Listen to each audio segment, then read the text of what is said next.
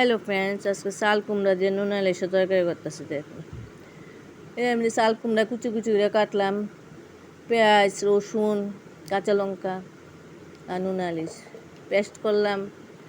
রসুন, পেঁয়াজ, কাঁচা লঙ্কা এগুলি পেস্ট করে রেখা, তারপর কড়াই তেল দিয়ে নুন ইলিশটা একটু বাইটা নেবেন। ওকে, খুবই স্বাদ লাগে, খেয়ে দেখেন। সবাই তো খাইছে, তবে আমার রান্নার একটু দেখলেন আপনার এইভাবে কেন পরে কড়াই পেঁয়াজ টেস্ট দিয়ে তেলে মিজে দিয়ে একটু বাইটা নেবেন।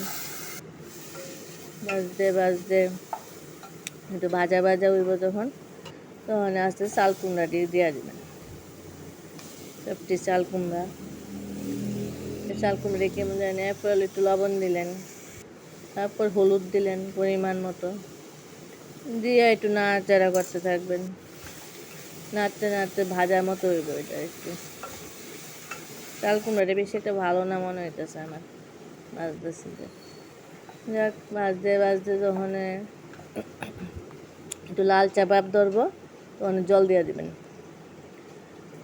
জল দিয়ে আসলে এরপর একটু সিদ্ধ হইতে হবে। কিন্তু আমি একবার আমার ভাড়াটে আমার বাড়ির থেকে জুমের চাল কুমড়া এই ভাজতে মানে সিদ্ধ হয়ে গেছে।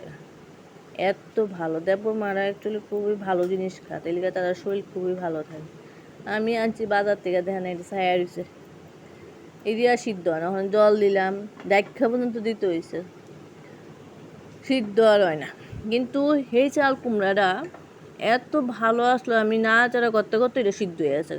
তাই আমার কত হইলো, তারা যদি এমন খাইতে পারে তা আমরা বাজার থেকে আনলে এমন পাই না গেলিকা।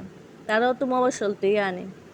আমরা এই চাল কুমড়ার মধ্যে কী মিশানো হয় যে সিদ্ধ হইতে জানা, জল দিয়ে সাইডা ডাকনা দিতে যেন ছায়া রয়েছে, এমনভাবে ছায়া রয়েছে আরও জল দিতে হবে, জল দিয়ে সিদ্ধ করতে হইবে।